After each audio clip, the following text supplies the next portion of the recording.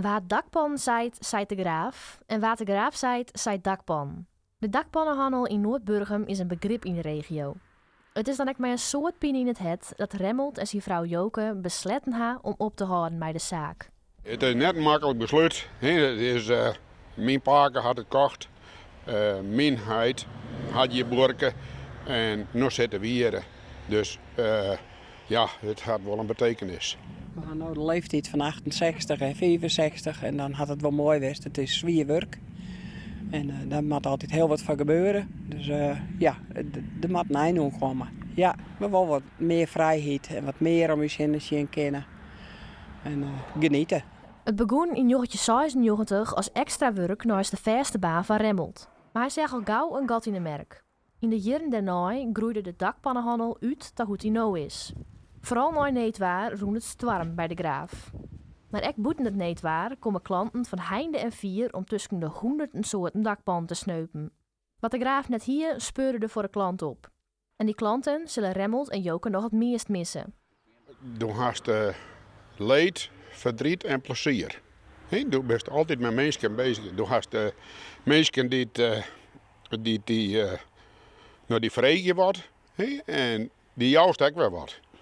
Maar ik voor het verhaal over wat ze beleefd hebben of wat ze traumaatje. Het is echt een sociaal gebeuren, zoals het zegt. Het is, Er zijn hulpbare vragen. Ja, die mensen zeiden van, nou ja, waar moeten we dan heen? Dat is nou ja, goed, dat zal zijn tijd ook weer wezen. Maar het is voor u was weer, en ja, op te houden.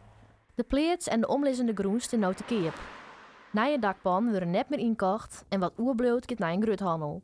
Maar eens hoop je Remmelt en Joke dat Ian de volslijne zaak oerneemt. Dat zou het mooiste wezen met de namen erbij.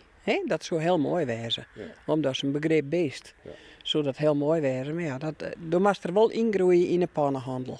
Zoals de zoon is, had heel wat jaren altijd mij draait. En die er zo daarom zo indraait, die weet ik lekker goed het spul te vinden als dat mijn man dat ik weet.